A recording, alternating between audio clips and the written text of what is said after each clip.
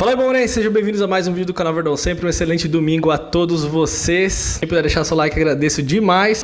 Vamos lá, gente, quero falar mais algumas coisas sobre o clássico de ontem. Uma análise que eu quero trazer aqui pra vocês sobre como nós jogamos nesse jogo. Aliás, isso já vem acontecendo faz alguns jogos. Ontem foi uma atuação excelente. E aquele negócio, o Corinthians não jogou absolutamente nada. O Palmeiras também não deixou o Corinthians jogar, né? Porque na transmissão o Ricardinho falou que o Corinthians foi mal no primeiro tempo, não foi o Palmeiras que foi bem.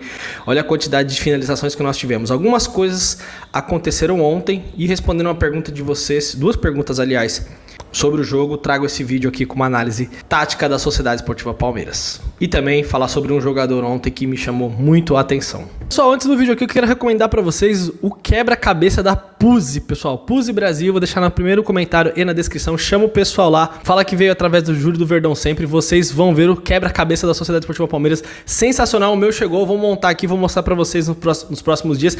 Um quebra-cabeça com figuras dos jogadores da Sociedade Esportiva Palmeiras, com o mascote, com o Marcos. Aí você vai montando e no final dá o logo do Verdão. Sensacional para você montar e brincar com a sua família.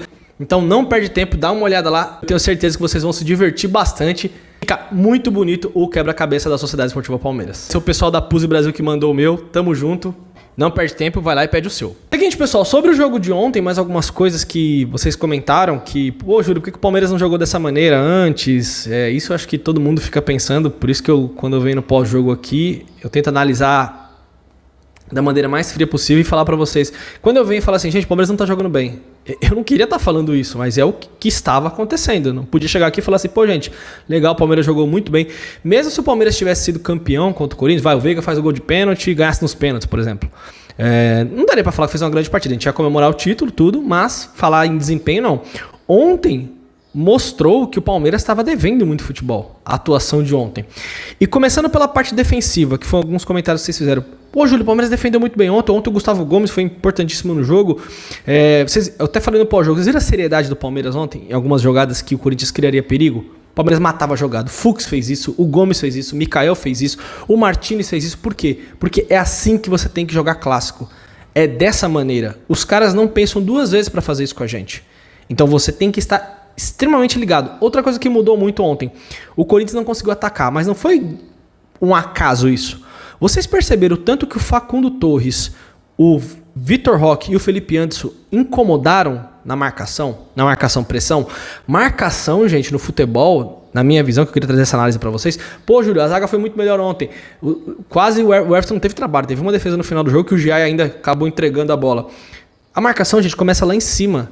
Então, quando a marcação começa lá em cima, a marcação pressão, os atacantes dão o bote para marcar e a linha de meio de campo vem acompanhando, a bola chega muito menos na zaga. E quando chega muito espirrada. Então, às vezes, o Corinthians raramente conseguiu sair tocando e aí você já tem a linha de meio de campo muito bem postada. Então, o meio de campo do Palmeiras ontem mordeu muito. Isso não vinha acontecendo em jogos passados. Palmeiras lembra por exemplo, contra o Sporting Cristal. Olha a liberdade dos jogadores de fora da área ali. Chutaram tranquilos. Ontem quem fez isso foi o Corinthians, na verdade, né? Que deixou espaços e o Palmeiras acabou finalizando de média a longa distância e acabou fazendo 2 gols. Então, assim, a questão foi a marcação-pressão do Palmeiras. Os blocos estavam mais próximos. Então, quando você aperta, chega menos perigo para você. E aí a zaga vai lá e termina o serviço, porque muitas vezes o jogador não fica muito no mano. O Palmeiras ontem não deu essa oportunidade para o Corinthians. E olha que o Palmeiras atacou, hein? O Palmeiras atacou no primeiro tempo ali várias vezes,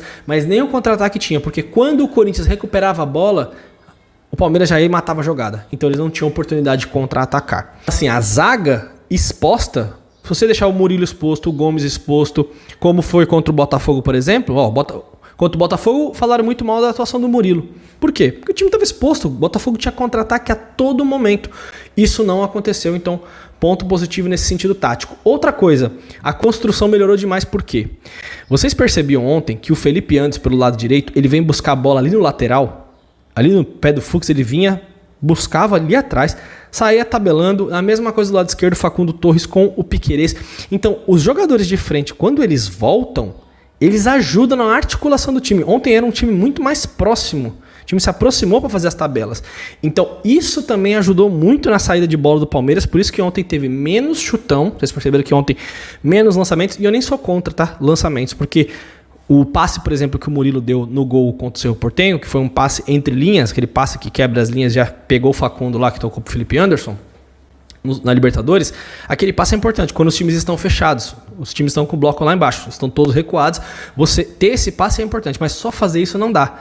E o Palmeiras também faz muito lançamento. Quando faz muito lançamento, aí fica difícil pro jogador, para você ter uma boa construção ofensiva, porque não é sempre que esse lançamento acaba entrando, principalmente se o time tá muito fechado. Então é importantíssimo esses jogadores de frente voltarem para tabelar e articular as jogadas desde lá de trás.